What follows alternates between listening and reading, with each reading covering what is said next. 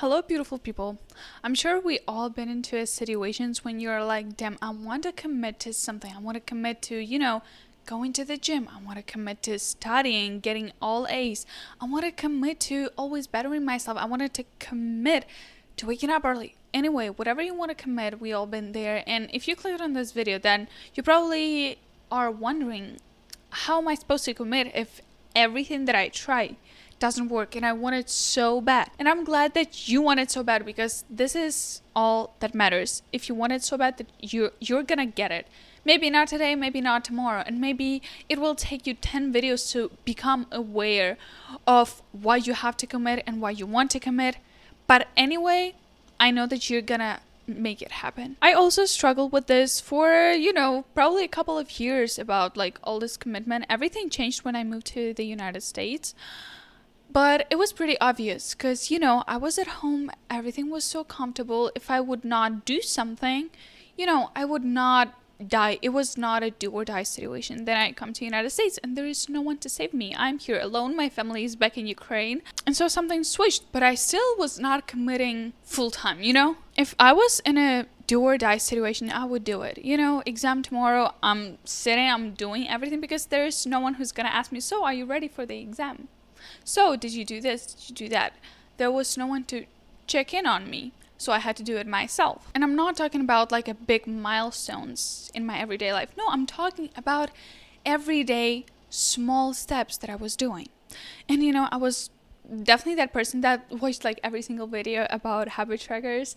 I was definitely that person that was sitting there and was like, well, what are you talking about? Like, you just don't get me. Like, what you are saying works for you just because of you. I am not such person. Like, self-discipline, self-awareness, like, what are you talking about? So, like, trust me, I will not give you any advices like, oh, if you want to commit to wake up early, put a glass of water next to you. No. I want you to change only one thing, and that's your perception of the things that you're committing to. I want you to put your journey and put your everyday steps to get to your dream life from a pedestal. I feel like people perceive some things as something so big, and if they do it, they are very proud. But if they are not doing this, they're like, damn, I missed it. I went to the gym today, but then the next day you are not going there, and you're like, well, yeah, I mean, it's been a challenge for me going to the gym every day. It's like on top here, only self-disciplined people, only very fit people, only the best people are going to the gym. Stop that. You don't need to put like such things on the pedestal. That's why you don't reach them, because something that you put high in the sky is out of your sight, out of your possibility to reach that. You should put it like somewhere next to you, hey, my commitment to the gym, come sit here next to me. You should see this as something very basic and very essential. Your dream life should excite you. Your end goal should excite you. Something that you're striving forward should excite you. When you're gonna reach your dream life, you probably have another goal somewhere in your head that's gonna motivate you after that. When it's everyday actions that's gonna take you to your dream life, sooner or later it's not gonna excite you anymore. For example, again, going to the gym. After a month or two, even if you're gonna see the results, sometimes there will be days and you're like, you know what, me going to the gym excite me, obsessed with it. No. And if it doesn't excite you, you stop, because you don't have enough self-discipline. You don't know how to commit enough. I'm sorry, I can be a little bit mean here, but it's a tough love. It's only because I know that people who are watching this are strong people. And if you're saying this to yourself, that cut that bullshit. So the first step is to put your actions, your journey, out of the pedestal and see it as a necessity. For example, if you can commit to the gym, see it as brushing your teeth. Literally, that's what happened to me. It's been 9 months since I started going to the gym, and that was the first time that I was so consistent. And before that, it was maybe 2 weeks maximum. When you can't commit, you probably think about it as, oh, only cool people go to the gym. Oh, I don't think I should start because I don't have enough self-discipline. Do you have enough self-discipline to brush your teeth? Come on. Brushing your teeth is a necessity. Taking a shower is a necessity. I don't know, brushing your hair is a necessity. You're doing this not because it takes you a lot of self-discipline. It's simply a basic human being needs. You know some rules about hygiene. You know that you don't want your breasts to stink. You know that you don't want your hair to look like a mess. You just all you do is take care of yourself. This is a necessity. See some everyday actions as a necessity as well, like going to the gym. You know what? It's just a movement. It's not, oh my God, going to the gym, movement. No, it's just a movement. Just going to the gym. That's a necessity. This is pretty logical that I need to move my body to be healthy, to be fit, to be hot, to be pretty, whatever your goal is. And as soon as you put it from here to here, you're like, oh, hey, I can do this because you know what? It's close to me, Hey, buddy. The second thing is kind of, I don't chase, I attract mindset. But yeah, we all know that if you stop chasing the gym's not going to be attracted to you. They're going to come to your house and work out for you. Of course it's not. I'm wondering if it ever happened to you, but it happened to me multiple times when all of a sudden you stop paying attention to some like problems in your life or some things that worries you or concerns you, and when you pay too much attention, it's not being the way you want it to be. But as soon as you get all of your attention from there, like everything starts to work out for you. That definitely happened to me with like eating habits and all that stuff.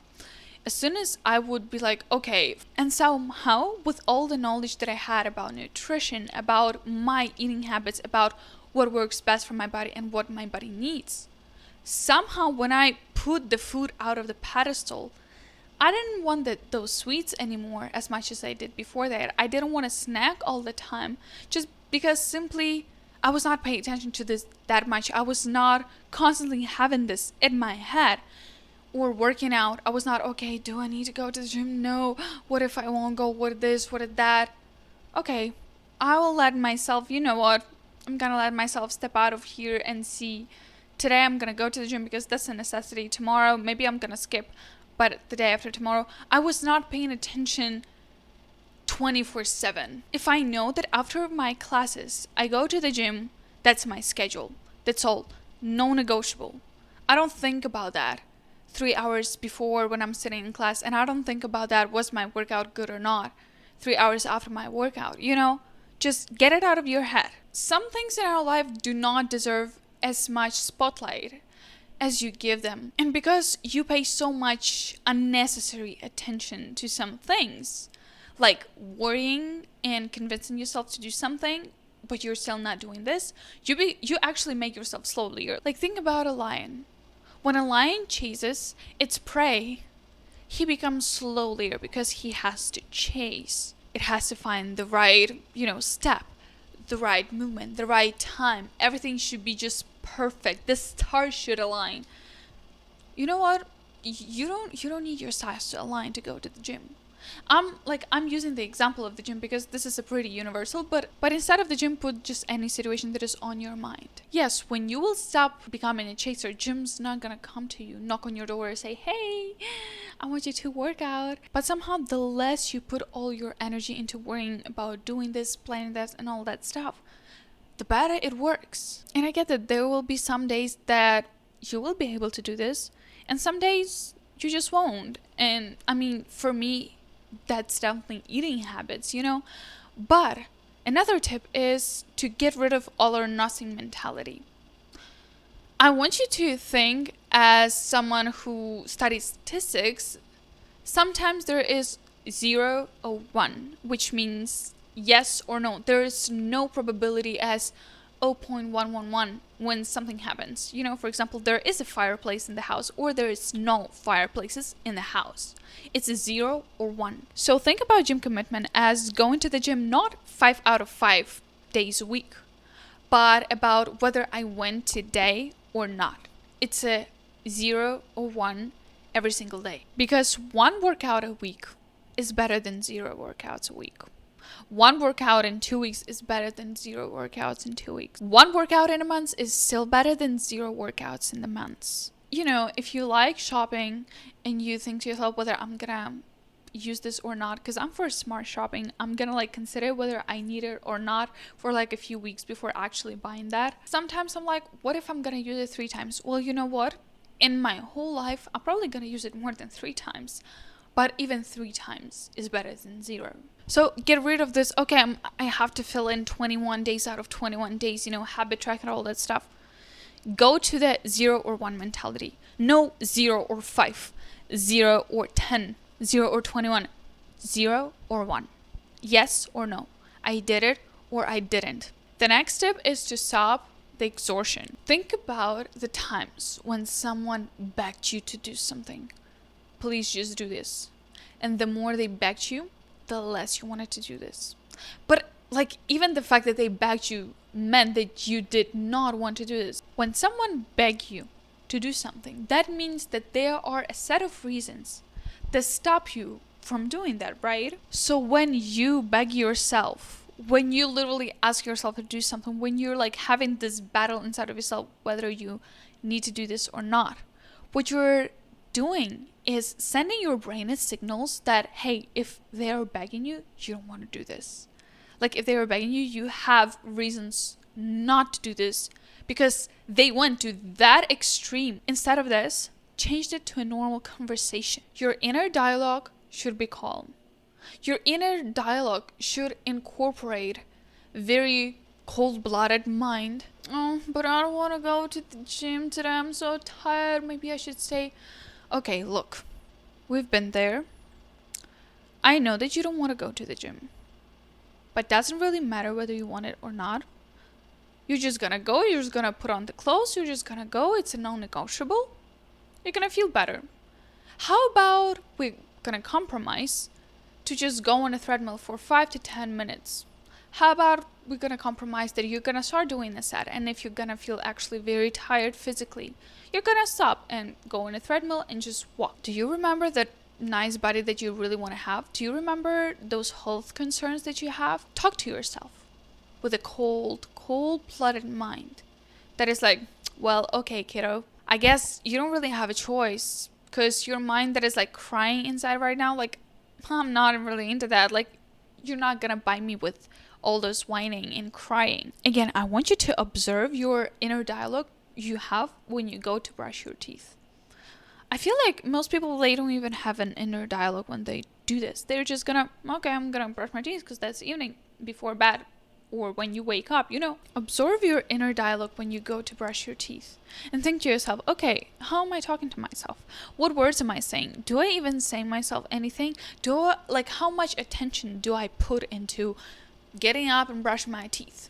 How much attention do you put to take a shower, to brush your hair? What do you think when you do this, before this? And after you observe that, think how you can incorporate that into your, commitment issues. Okay, today I'm gonna go to the gym. Okay, what do I think when I brush my teeth? Do I think that, oh, it's so hard, I can do this? Or do I think to myself, well, I guess I have to do this because I don't want my breasts to stink. Okay, I guess I want to be hot and pretty and healthy and fit. I guess I'm gonna go to the gym because there's not a lot of things that I can do that can help me as much as gym can. You see, we as a human beings, we're very emotional, and sometimes those emotions are stopping us from doing a lot of great things. So sometimes you have to be just emotionless in your inner dialogues. I get that. I do agree that sometimes, when you have that anger or fear or pain, you should definitely use this for bettering yourself. Out of all of those not really positive or sometimes positive emotions, people get the fuel, the purpose to do something. And sometimes it's for revenge. Sometimes it's because of all the pain that you have inside. And sometimes it's all because of the anger. It's a great way to let aggression out. But sooner or later, it's gonna stop. It may take you 2 weeks. It may take you 2 years. When you have that fuel, use this. Great tool to start, great tool to be in the zone, great tool to, get whatever you want and let all the aggression out. But sooner or later, it's gonna stop. You're gonna stop feeling anger. You're gonna stop feeling frustration and pain. And that's a good thing. That's a really good thing. If those are positive emotions, the motivation, the inspiration, we all know that it's very short term and it won't work for long term because those are emotions. Emotions are not infinite. They tend to fluctuate, and that's a really good thing. You're happy, you're calm, you're sad, you're angry. Totally fine. That's when you have to find this part of yourself that helps you to stay emotionless when you need it the most. So the best way to commit to your everyday actions is to put them out of the pedestal and see them as your buddies. I don't say that you should discard all the work that you're doing every day. You should be so proud of yourself for doing this, but don't put it on a pedestal. So I want you to stop giving all the power to some things or someone just because you think that you can handle it. Of course you can. Everyone is like, oh my god, it's so hard, it's so hard. I mean, yeah, it's not easy, but it's not something that only rich people do, that only kings and queens did. So after you leave this video, I want you to get up and do at least one thing with this mindset. I mean, I just clean my room. I mean, it's just cleaning, you know? I'm a human being. It's pretty natural for me to want to be in a clean space. I'm just gonna go to the gym because it's just a gym. I want you to stand up and go and do something with this mindset. Anyway, don't forget to be awesome. Bye.